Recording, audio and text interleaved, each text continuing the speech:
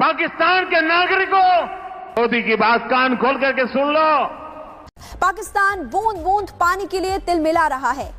तो दोस्तों आप देख सकते हो यहाँ पर पानी कुछ भी नहीं है। देखो ये पानी थोड़ा मिकदार में चल रहा है। मुझे एक गिलास ठंडा ठंडा पानी पिला दें। यार पानी तो इंडिया वालों ने बंद किया हुआ है, आ जाओ आप। बस हवा निकल गई। जिसी ने भी पानी बंद किया यार, हम हाथ जोड़ के विनती करते हैं, पानी छोड़ो यार, पानी दो हमें, नहीं तो ऐसे चलता रहा तो हम भाई भूख मर जाएंगे यार। पानी ये जो अवाम जो है बेचारी इसकी कीमत अदा कर रही है। अच्छा बात नहीं है। पाकिस्तान उन कंट्रीज में आता है जहां पर के फूड शॉर्टेज है। अच्छा जो समझौता पाकिस्तान की नेता और सेना को बौखलाने पर मजबूर कर रहा है, क्योंकि उनकी जिंदगी इस पानी पर काफी हद तक निर्भर है। तरह से चलता रहा तो ये हमारी सिंध धरती माँ बिल्कुल सूख जाएगी। तो दोस्तों सूख जाएगी तो लोग भूखे मर रहे हैं और लोगों के पास पैसे भी नहीं है बेचारों के। और बहुत से खानदान ऐसे हैं जो कि लाखों शायद करोड़ों में होंगे जिनके पास खाने को नहीं है। भी पानी नहीं है सिंध में। तो दोस्तों इस तरह से चलता रहा तो ये हमारी सिंध धरती माँ बिल्कुल सूख जाएगी। तो दोस्तों सूख जाएगी तो लोग भूखे मर रहे हैं और लोगों के पास पैसे भी नहीं है बेचारों के पास। बहुत गरीब से गरीब लोग रहते हैं तो वो कहाँ जाएंगे।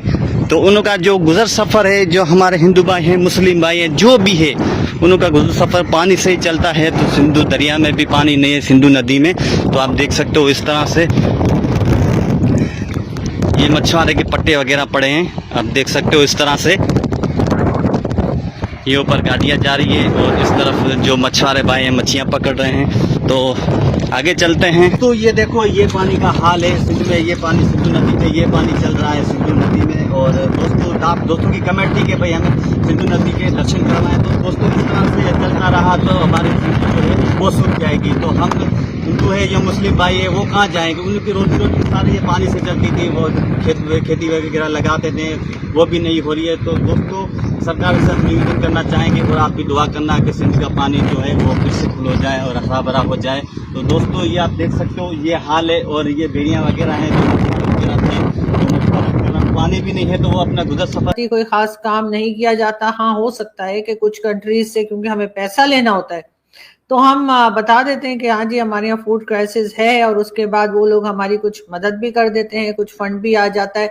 लेकिन उसके बाद होता क्या है, ज्यादातर वो फंड जो है वो करप्शन की नजर ही हो जाता है। कब आया, कहाँ से आया और कहाँ गया, किसी को कुछ पता नहीं लगता। पाकिस्तान में इस वक्त भी बताया जाता है कि तकरीबन 18% जो है वो बच्चे ऐसे हैं जो कि 5 साल से कम उम्र के बच्चे हैं और जिनकी के कह लीजिए कि जो बढ़ नहीं रहे हैं या जिनकी ग्रोथ जो है वो स्लो है या नहीं हो रही है। उसकी वजह यही है कि प्रॉपर खाना, प्रॉपर खुराक या उनको जो कुछ उनको खाना चाहिए वो चीजें उनको नहीं मिल रही हैं। टोटल अगर देखा जाए तो तकरीबन 40% पाकिस्तान में जो बच्चे हैं हर एज ग्रुप के, उसमें बताया जाता है कि जी उनकी ग्रोथ जो है वो भी प्रॉपर तरीके से नहीं हो रही है, वो भी स्लो है। और उसका रीजन फूड शॉर्टेज है और उनकी बॉडी में उन तमाम कह लीजिए विटामिन्स या और जो चीजें भी बॉडी को चाहिए होती हैं खाने के अंदर जो होती हैं वो उनकी कमी बताई जा रही है, जिसकी वजह से वो बच्चे प्रॉपर तरीके से जो उनकी एज में जो एक बढ़ने के लिए खुराक चाहिए होती है, खाना चाहिए होता है, वो उन बच्चों को नहीं मिल रहा है।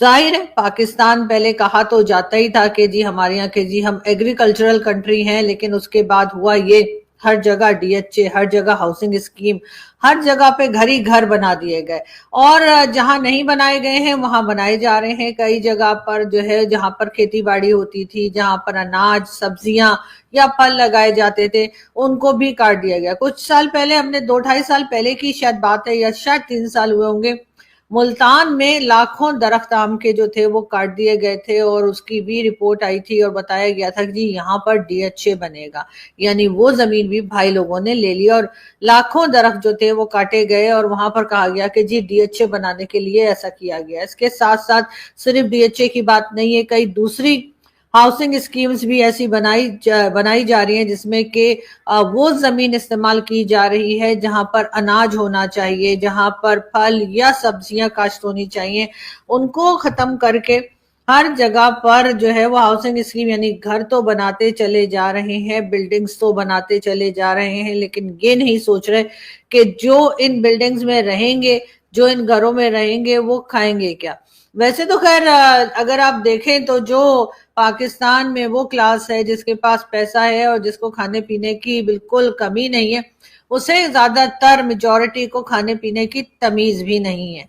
अगर रेस्टोरेंट जाएंगे तो इतना खाना ले लेंगे जो कि उनसे खाया ही नहीं जाएगा, उसको छोड़ के चले जाएंगे। उसके बाद रेस्टोरेंट वाले जाहिर है उस खाने को जाया कर देते हैं, कोई बुला कर किसी गरीब को तो नहीं दे रहे होते। घरों में भी यही हाल है, दावतों में भी यही हाल है, और शादी ब्याह के जो फंक्शंस होते हैं उनमें भी अगर आप पाकिस्तान में चले जाएं तो आप हैरान हो जाएंगे कि वहां पे आपको इतनी ज्यादा डिशेस मिलेंगी, इतने ज्यादा खाने जो है डिफरेंट टाइप के आपको सर्व किए जा रहे होंगे कि आप खुद हैरान हो जाएंगे कि इतनी सारी डिशेस भी रखी जा सकती हैं। और जाहिर है जो खाने वाले आए हैं वो ज्यादा ले लेंगे, फिर छोड़ देंगे और इसी किस्म की चीजें चलेंगी। लेकिन ये पाकिस्तान नहीं है। पाकिस्तान वो है जहां पर खाना नहीं पहुंच रहा, जहां पर खाना पहुंचना चाहिए जिन लोगों के पास, और उन लोगों के पास आप जानते हैं कि फूड शॉर्टेज का जो कहा जाता है पाकिस्तान में, वो जितना भी असर पड़ता है, जितने भी कह लीजिए कि नुकसान होता है या जितना भी इफेक्ट पड़ता है, वो उस लोअर क्लास को ज्यादा पड़ता है जो पाकिस्तान में है और जो कि ज्यादा बड़े नंबर में पाकिस्तान में पाई जाती है। मैडम कि इंडियन लोग तो गैरतमंद हैं ही, लेकिन उनके वजीर आजम का बहुत बड़ा किरदार है अपने लोगों को गैरतमंद बनाने में। देखें, जब आपका घर का बड़ा गैरतमंद होगा ना तो आपके बच्चे खुद ब खुद गैरतमंद बनते जाएंगे। गैरतमंदी क्या होती है कि हमारा वजीर आजम किसी दुनिया की कंट्री में जाता है तो उनके वजीर आजम मिलना पसंद नहीं करते, एयरपोर्ट पे रिसीव करने के लिए नहीं आते। वो कहते हैं यार भिखारी आ गए, इसे हम प्रोटोकॉल देंगे, इसने फिर हमसे कुछ मांग लेना है। और भारतीय वजीर आजम जब दुनिया के किसी मुल्क में जाते हैं ना तो फिर उन्हें रेड कारपेट का इस्तकबाल मिलता है। उनके प्लेन के पास जो है ना उस मुल्क के वजीर आजम या उस मुल्क के सदर या उस मुल्क के बादशाह उन्हें रिसीव करने आते हैं, उन्हें प्रोटोकॉल मिलता है। अब ये थोड़ी होता है इस तरह जिस तरह हमारे यहाँ होता है कि सऊदी अरेबिया के जो वजीर आजम हैं या उनके जो बादशाह हैं, जो उनके सब करता धरता हैं, सुलेमान जो हैं, वो भारत का दौरा करते हैं और पाकिस्तान के ऊपर से गुजर जाते हैं और हमें लॉलीपॉप सिर्फ यही मिल रहा है, हम आ रहे हैं, हम आएंगे और हमारे वजीर साहब इंतजार कर रहे हैं। अच्छा, एक और बड़ी खबर कि किसी के घर में आटा नहीं है, किसी के घर में चावल नहीं है, किसी के घर में खाने को नहीं है, किसी का बच्चा बीमार है तो वो हॉस्पिटल नहीं ले जा पा रहा, किसी को एजुकेशन में अगर अपने बच्चे की फीस जमा करानी है उसके पास पैसे नहीं है। ऐसे लोग कश्मीर किस लिए करेंगे? वो तो ये कहेंगे भाई कश्मीर का तुम जानो, तुम्हारा काम जाने, हमारे घर में तो ये प्रॉब्लम है, हमारे घर में तो खाने को नहीं है, तो हमें तो कुछ मतलब जॉब चाहिए या हमें पैसा चाहिए या हमें सरकार जो है वो मदद करे। ये उठ के कुछ दिन के बाद जो है, कभी प्राइम मिनिस्टर शहबाज शरीफ की भी जिस वक्त गवर्नमेंट थी यानी कि जिस वक्त चीफ मिनिस्टर थे तब भी, अब उनकी भतीजी का भी वही हाल है, मरियम नवाज, वही जो अपने बेटे की शादी में लाखों के कपड़े पहनकर 60 लाख 70 लाख उनकी प्राइस सारी होती है, वो पहन के खड़ी